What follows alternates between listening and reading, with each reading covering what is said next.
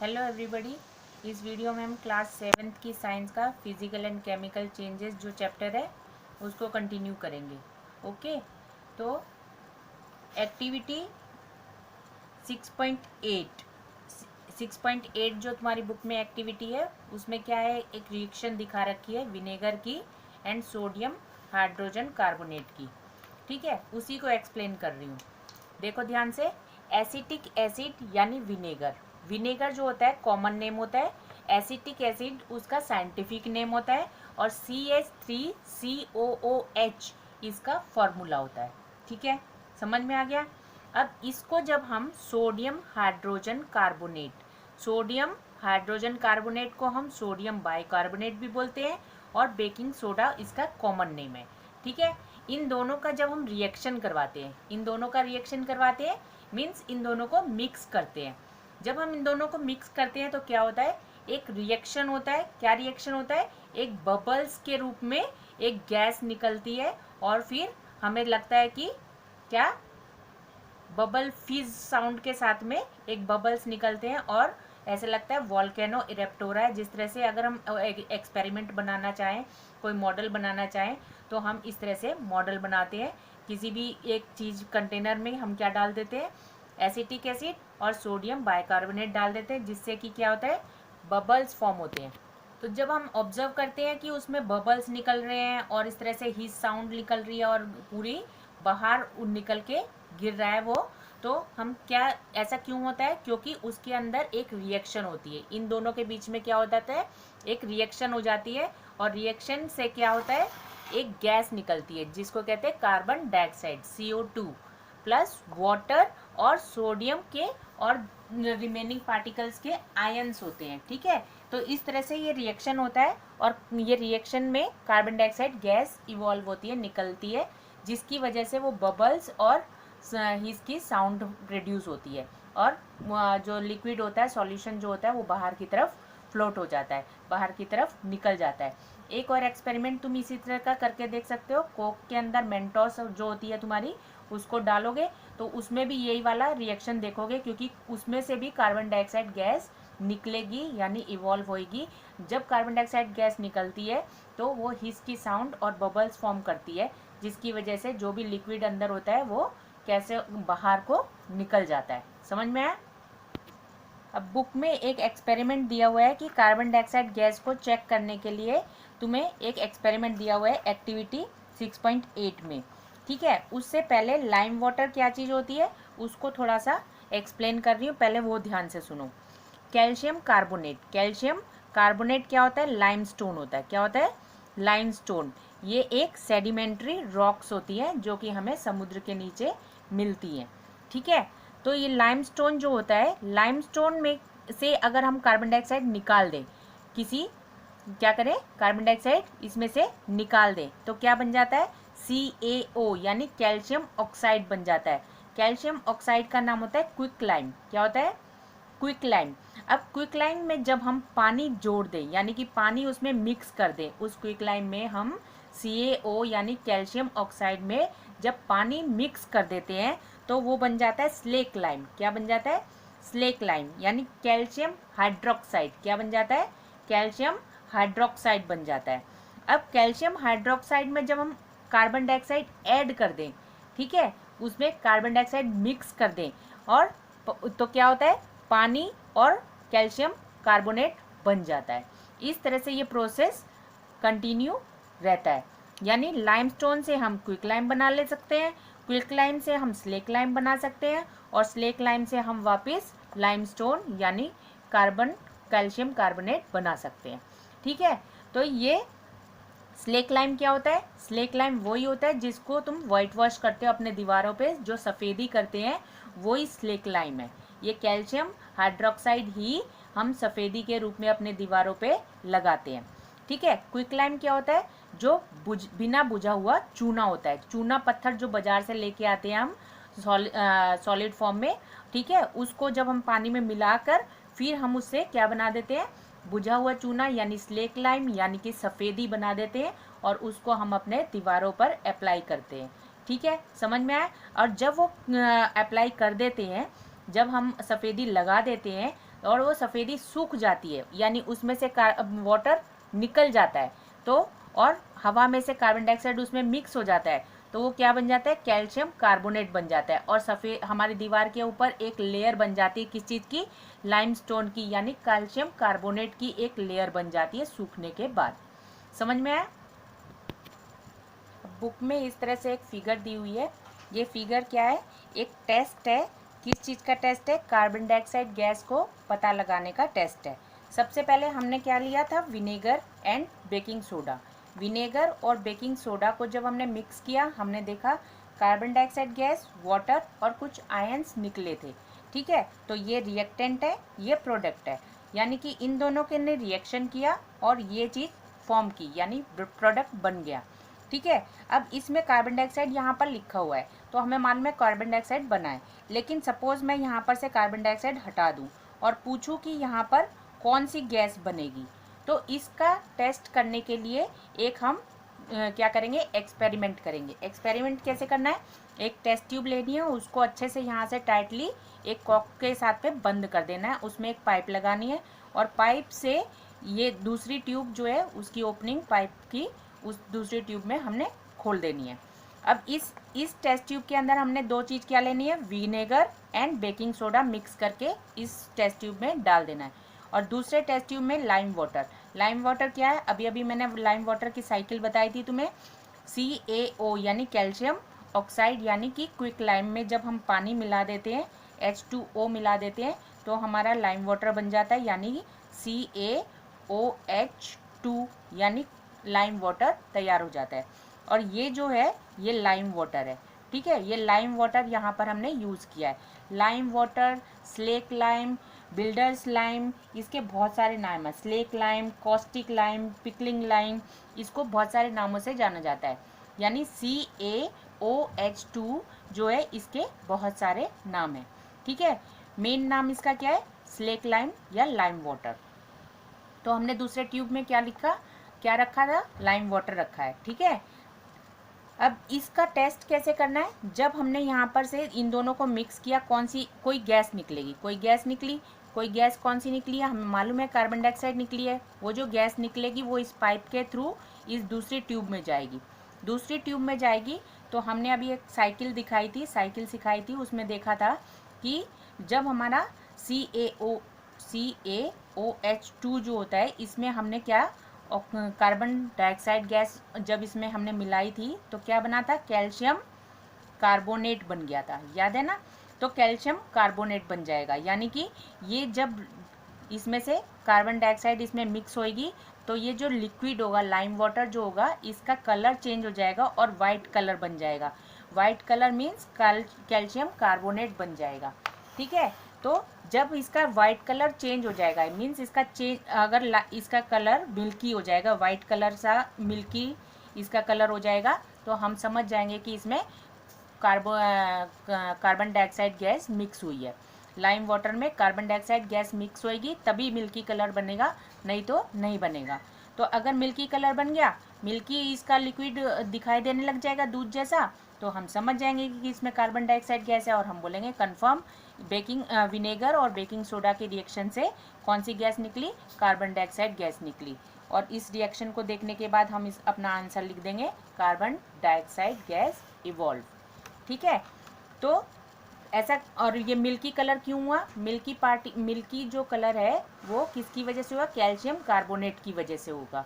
Okay, तो इस तरह से हमने ये एक रिएक्शन हम करके कार्बन डाइऑक्साइड गैस को कंफर्म कर सकते हैं कि यही गैस इवॉल्व हो रही है इस रिएक्शन में। ठीक है, अब नेक्स्ट टॉपिक है रस्टिंग। रस्टिंग क्या होता है, जंग लगना। ठीक है, जंग लगना। जब हम आयरन का कोई भी सब्सटेंस होता है, कोई भी चीज़ होती है आयरन की, कोई साइकिल है, आयरन का कोई टुकड़ा है, कोई भी चीज़ है, जब हम उसको हवा में रख देते हैं और उस पर बारिश या कोई भी पानी जो है उसमें लग जाता है, तो उसके ऊपर क्या आ जाता है, एक ब्राउन कलर की कोटिंग आ जाती है, जिसको कहते हैं रस्टिंग। ठीक है, रस्ट कहते हैं। ठीक, तो ये रिएक्शन होता है, किसकी वजह से रिएक्शन होता है, हवा में जो ऑक्सीजन है और पानी में जो H2O है, ठीक है, इनसे आयरन का रिएक्शन होता है और रिएक्शन होने से क्या बन जाता है, एक रस्ट बन जाता है, यानी कि जंग बन जाता है, जो कि ऊपर हमें दिखाई देता है ब्राउन कलर का। तो इस रिएक्शन को हम कैसे लिख सकते हैं, Fe प्लस O2 यानी ऑक्सीजन प्लस वाटर यानी H2, और इससे बन गया हमारा क्या, Fe2O3। ये फॉर्मूला है रस्ट का। किसका फॉर्मूला है, रस्ट का फॉर्मूला है, यानी रस्ट बन गया। ठीक है, तो कभी भी आयरन के ऊपर रस्ट लगने से क्या होता है, आयरन डैमेज हो जाता है, आयरन की एज कम हो जाती है, आयरन जल्दी ही खराब हो जाता है और टूट जाता है। तो इससे प्रिवेंट करने के लिए हम क्या करते हैं, हम ऑक्सीजन या उसके पास वाटर ना पहुंच सके, ऐसा हम उसके लिए क्या करते हैं, पेंट करते हैं। जैसे आयरन की कोई चीज़ है, फेरस की कोई चीज़ है, अगर इसके ऊपर हम एक लेयर बना दें, किस चीज़ की, पेंट की या ग्रीस की लेयर बना दें, तो क्या होगा, इसका एयर के साथ कांटेक्ट कम हो जाएगा, ख़त्म हो जाएगा, जिसकी वजह से रस्ट नहीं बन पाएगा, रिएक्शन नहीं हो पाएगा। रिएक्शन होगा तभी रस्ट बनेगा, यानी ऑक्सीजन और वाटर का रिएक्शन होगा तभी रस्ट बनेगा। अगर हम इसके ऊपर कोई भी आयरन की चीज़ के ऊपर अगर हम पेंट लगा देते हैं, एक लेयर लगा देते हैं, जिससे कि बाहर से हवा और पानी उससे रिएक्शन नहीं कर पाते और रस्ट नहीं बनता। ठीक है, तो प्रिवेंट करने के लिए हम क्या क्या करेंगे, पेंटिंग कर सकते हैं, क्या कर सकते हैं, पेंट अप्लाई कर सकते हैं या ग्रीस लगा सकते हैं उसके ऊपर। ग्रीस क्या होता है, एक ऑयली टाइप गाढ़ा गाढ़ा ऑयल जैसा चीज़ होती है, जिसकी वजह से क्या होता है, पानी अंदर नहीं जा पाएगा, हमारे आयरन के पास पानी नहीं पहुंच पाएगा। ठीक है, और वो रस्ट नहीं लगेगा। तो इनमें से कोई भी एक चीज़ भी नहीं मिलेगी तो भी रस्ट नहीं मिलेगा, यानी कि अगर फेरस को केवल हवा मिल रही है, पानी नहीं मिल रहा, तो रस्ट नहीं बनेगा। अगर उसको पानी मिल रहा है लेकिन हवा नहीं मिल रही, तो रस्ट नहीं लगेगा। ठीक है, दोनों चीज़ मिलेगी तभी रस्ट लगेगा। ओके, अब दूसरा एक और तरीका है इसको रस्ट से बचाने का। क्या होता है, इसके ऊपर एक लेयर, परमानेंट लेयर डाल दी जाए, यानी कोई भी दूसरे मेटल की लेयर अगर हम आयरन के ऊपर लगा दें, ये आयरन है, आयरन के ऊपर एक लेयर लगा दे कोई दूसरे मेटल की, ठीक है, उसको कहते हैं, इस प्रोसेस को, जो प्रोसेस होता है जिस प्रोसेस से हम इसके ऊपर एक लेयर चढ़ाते हैं, उस प्रोसेस को कहते हैं गैल्वेनाइजेशन। तो जो प्रोसेस होता है, परमानेंटली हम मेटल की एक लेयर उसके ऊपर चढ़ा देते हैं आयरन के ऊपर, उसको कहते हैं गैल्वेनाइजेशन। ठीक है, तो प्रिवेंटिव मेजर, यानी कि आयरन को रस्ट लगने से बचाने के लिए हम क्या क्या कर सकते हैं। फर्स्ट हमने देखा, apply a coat of paint और ग्रीस, यानी कि पेंट और ग्रीस की लेयर लगा सकते हैं उसके ऊपर। या सेकेंड क्या है, deposit a layer of metal like chromium and zinc on iron, means एक इसके ऊपर लेयर हम डिपॉजिट कर सकते हैं आयरन के ऊपर, कौन सी, क्रोमियम की या जिंक की लेयर हम इसके ऊपर डिपॉजिट कर सकते हैं, कौन से प्रोसेस से, गैल्वेनाइजेशन प्रोसेस से। ठीक है, अब है स्टेनलेस स्टील। हमारे घर में जो बर्तन होते हैं वो स्टेनलेस स्टील से बने होते हैं, ताकि उस पर जंग ना लगे। ठीक है, स्टील जो होती है उसको हम आयरन से ही बनाते हैं, लेकिन उसमें क्या करते हैं, आयरन, उसमें कार्बन मिक्स करते हैं, और कार्बन के साथ में क्रोमियम या निकल या मैंगनीज नाम का जो मेटल होता है, ये तीनों में से एक चीज़ मिक्स करके हमारा स्टेनलेस स्टील बनाया जाता है। ठीक है, अब ये एम एन लिखा है मैंने, Mg नहीं लिखा है। Mg मतलब होता है मैग्नीशियम, और Mn मतलब होता है मैंगनीशियम। ठीक है, देखो, मैग्नीशियम और ये है मैंगनीज। मैंगनीज और मैग्नीशियम अलग अलग है, कहीं ये कंफ्यूज मत हो ना, दोनों एक ही चीज़ है। मैग्नीशियम जो पिछले अब हमने पढ़ा था वही चीज़ होगी। ठीक है, अलग है। ओके, अब स्टेनलेस स्टील कैसे बनता है पता चल गया। फेरस, कार्बन और क्रोमियम और निकल में से या मैग्नीज में से कोई चीज़ मिलाते हैं, इन तीनों में से एक चीज़ मिलाते हैं। ठीक है, और फिर हम उससे क्या बनाते हैं, स्टेनलेस स्टील बनाते हैं। इसीलिए उसके ऊपर क्या, जंग नहीं लगता, क्योंकि उसमें क्रोमियम, निकल वगैरह मिला होता है। ओके, अब है क्रिस्टलाइजेशन। क्रिस्टलाइजेशन मेथड क्या होता है, इसमें एक सॉल्यूशन लेना है, पहले एक सॉल्यूशन लेना है। ठीक है, वाटर लेना है, इसके अंदर हमने क्या मिक्स किया, कॉपर क्रिस्टल्स मिक्स कर दिए, कॉपर के क्रिस्टल्स मिक्स कर दिए, ठीक है। और क्रिस्टल को पाउडर रूप में कर लो ताकि और अच्छे से उसमें इजीली मिक्स कर सको, ठीक है। तो अब हम क्या करेंगे, नीचे एक फ्लेम लगाएंगे यानी आग लगाएंगे इसमें नीचे, और इसको गरम कर देंगे, इस लिक्विड को गरम कर देंगे। और लिक्विड गरम होने से इसमें ज़्यादा कार्बन कॉपर हम मिक्स कर सकते हैं। जब तक मिक्स करते रहेंगे जब तक कि इसमें मिक्स होता रहेगा, ठीक है। जब हम देखेंगे कि अब और कॉपर इसमें मिक्स नहीं हो पा रहा, तो उस सॉल्यूशन को कहते हैं सैचुरेटेड सॉल्यूशन।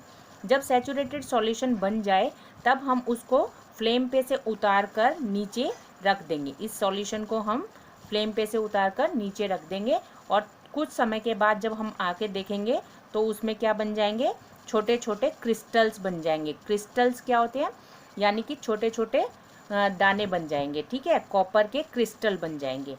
ओके, तो ये एक्सपेरिमेंट तुम घर में शुगर और नमक के साथ भी कर सकते हो। एक पानी लेना है, पानी के अंदर बहुत सारी शुगर मिलाते जाना है, शुगर, ठीक है, शुगर मिलाओ या सॉल्ट मिलाओ, कुछ भी एक चीज़ मिला सकते हो।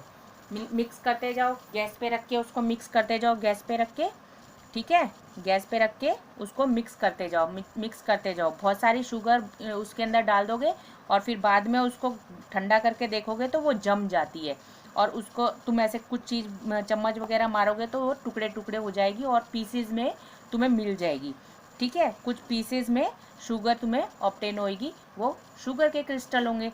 इसी तरह से सॉल्ट का कर सकते हो, सॉल्ट इसमें मिक्स करते रहो, मिक्स करते रहो, मिक्स करते रहो, बहुत सारा सॉल्ट इसमें मिक्स कर दो, और फिर बाद में उसको ठंडा करके तुम देखोगे कि सॉल्ट के क्रिस्टल्स मिल जाएंगे। तो इसको क्रिस्टलाइजेशन कहते हैं, ठीक है। तो मैं तुम्हें दिखा देती हूँ, क्रिस्टल्स तुम्हारे को दिखा देती हूँ नमक के। ये देखो सॉल्ट के क्रिस्टल्स हैं, ये क्या है, सॉल्ट के क्रिस्टल्स हैं। कैसे ऑब्टेन हुए हैं, इसको भी हम लिक्विड जब होता है, पानी जो होता है मिक्स, यानी कि हमारा समुद्र में जो पानी होता है उसके अंदर नमक घुला होता है। जब पानी इवोपरेट हो जाता है, जैसा कि हम इसमें गैस पे रख के इसको पानी को इवोपरेट कर रहे हैं, ठीक है, उसी तरह से पानी इवोपरेट हो जाता है तो क्या बन जाते हैं, क्रिस्टल्स बन जाते हैं। ये ऐसे सॉल्ट के क्रिस्टल्स बने हुए हैं, ठीक है। तो ये प्रोसेस क्या कहता है, क्रिस्टलाइजेशन कहलाता है, ठीक है। तो इसमें कोई भी हम इस नमक को वापस पानी में घोलेंगे तो वापस हमारा लिक्विड सॉल्यूशन बन जाएगा। इसी तरह से कॉपर का है, उस कॉपर क्रिस्टल्स को वापस पानी में मिलाएंगे तो पानी का सॉल्यूशन बन जाएगा, फिर उसको वापस इवोपरेट करेंगे, वापस वो बन जाएगा। इसी तरह शुगर एंड सॉल्ट का है, शुगर को हम अगर पानी में मिलाएंगे तो शुगर सिरप बन जाएगा, अगर उसको हम पानी को इवोपरेट कर देंगे, सुखा देंगे, तो हमारे शुगर क्रिस्टल्स बन जाएंगे, है ना। तो ये रिएक्शन जो है इसमें कोई नई चीज़ नहीं बनी है, शुगर है तो शुगर ही रहेगी, सॉल्ट है तो सॉल्ट ही रहेगा, कॉपर है तो कॉपर ही रहेगा। तो इसीलिए ये रिएक्शन कैसा रिएक्शन है, फिजिकल चेंज है। ये कैसा चेंज है, फिजिकल चेंज है। ओके, तो ये लेसन यहाँ पर कंप्लीट हो जाता है। इसके क्वेश्चन आंसर डिस्कस करेंगे हम नेक्स्ट वीडियो में। ओके, लाइक सब्सक्राइब और शेयर जरूर कर दिया करो लास्ट में। Thank you.